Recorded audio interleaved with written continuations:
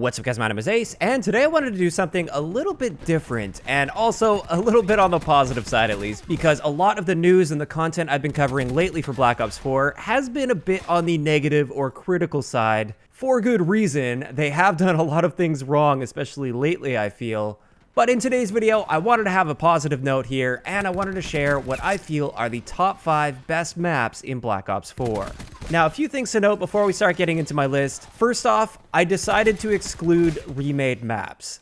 A big reason for this is if I didn't exclude remade maps, we probably wouldn't see any of the original Black Ops 4 maps. Not to say that they're bad, I just think that maps back in the day were designed so much better than most of the maps these days.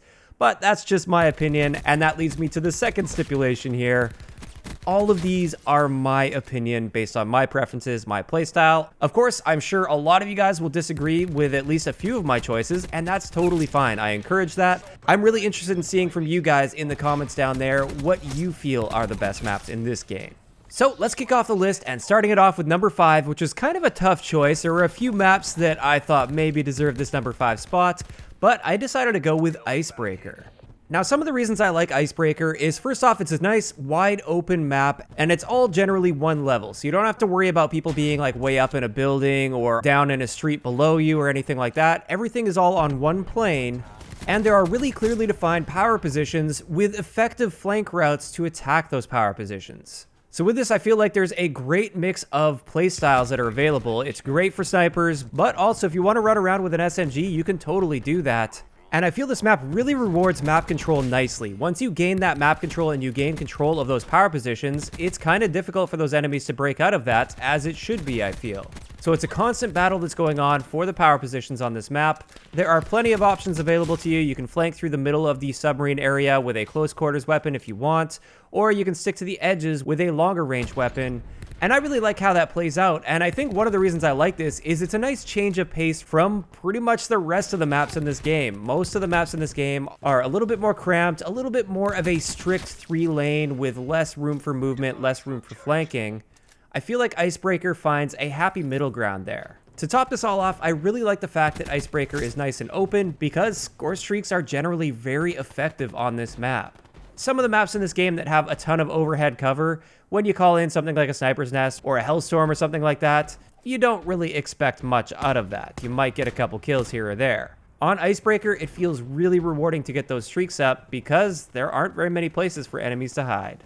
Moving on to number 4 on my list, this is actually one of the DLC maps, and this is Elevation.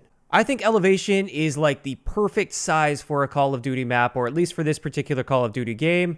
It's not too big, not too small, it's just right. So you don't have to run around forever to try and find action, but at the same time, there's usually some room to breathe if you want it on this map. I also really like the way that the lanes are broken up. It doesn't matter if you go left or if you go right, you've got options to cut in towards the middle of the map, which a lot of Treyarch maps don't really allow for. They'll have that one lane where you can't really cut into the middle of the map, and that's that trade-off for going through that lane. With this map, you feel like there's a little bit more room to breathe while still following a relatively strict 3-lane design. Another thing I feel like they did really nicely with this map is, once again, we have the clearly defined power positions or sniper positions. That would be like the balcony and then the window across from it.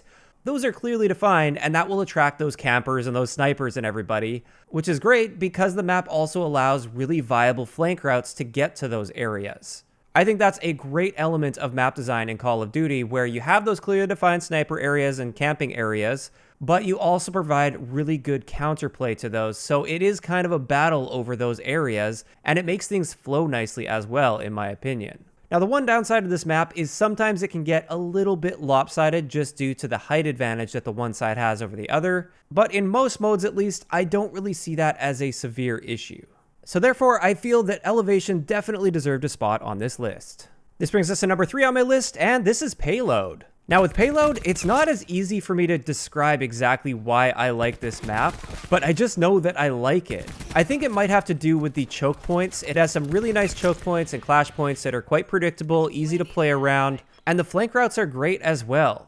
I'm a little disappointed that there's one section of the map, there's like that whole one side of the map through the tunnel that is rarely used. I mean, depending on the game mode, of course, but in the average game mode, you don't really see too many people over in that tunnel area. But that's also just part of how that map plays. What that means is you have that viable flank route that you can use there where you may or may not run into people. It's not too often you'll run into people there.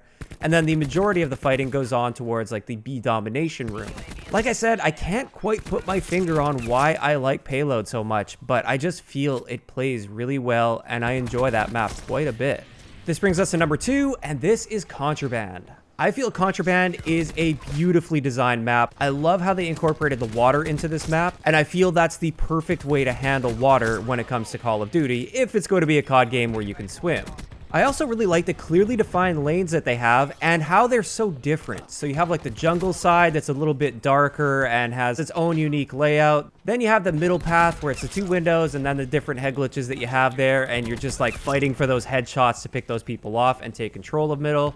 And then you have the beach side of things, which once again, that's a completely different style of play. So with this map, I really feel it's like you pick your own adventure and like which style of play do you want? What sort of gunfights do you want to get yourself into? You decide that and you pick your lane and you go from there. Again, I feel this is also sort of that perfect size for Black Ops 4 at least, where there's always action if you want to find it, but there's often room to breathe. If you want to back off a little bit, you've definitely got room to do that. And I can't say the same for all of the maps in this game. To top all of this off, I just really like the fact that Contraband is nice and bright and sunny. I know that really doesn't have much to do with the layout and how the map ends up playing, but it's just a nice environment to be on, and I feel like that adds just a little bit as to why I enjoy the map. So overall, Contraband is definitely one of my favorite maps in this game. And finally, this just leaves us with number 1, and this is actually a really close choice here, but my favorite original map so far in Black Ops 4 is Seaside. I really enjoy how Seaside plays on pretty much any game mode. I think that's one of the highlights of Seaside is it plays well in any mode. I can't think of a game mode that I don't enjoy playing on that map, and I think that's a sign that it is a really well-designed map. I love the fact that the lane with the cellar doesn't have a cut into the middle of the map, so therefore it's more so used as a flank route rather than an actual battle area. You've also got the bottom side of the map, which I really like that they opened that up from the beta. I don't know if you guys remembered all the way back from the beta, but that balcony on the cliff side of the map, that was actually closed in the beta, and they opened that up, and I think that was a great choice. I think that side of the map plays very well as well. It's great to play hard points or control in that area. And also, once again, we see that same sort of thing where you have the common camping areas. So you have the church window, and then you have the yellow building with the pool table in it. That's where all the campers gravitate towards, and you kind of fight around that if you're not one of those people that gravitates towards that. You can flank those people, you can use various ways to take them out of those positions. And overall, I just feel that Seaside, from a technical standpoint, is a very well-designed map. As a result, I decided to put it at that number 1 spot, just a little bit ahead of Contraband. And with that, that's going to wrap it up for my personal top 5 favorite original maps in Black Ops 4 multiplayer. Of course, I'd like to know in the comment section below, what's your top 5? Are there any on your list that are the same as mine? And are there any maps that are on my list that you feel shouldn't have deserved a spot on the list? Just let me know those thoughts in the comment section down below. If you enjoyed the video, a like rating is always appreciated, and don't forget to subscribe for more if you haven't already. I'll talk to you guys next time.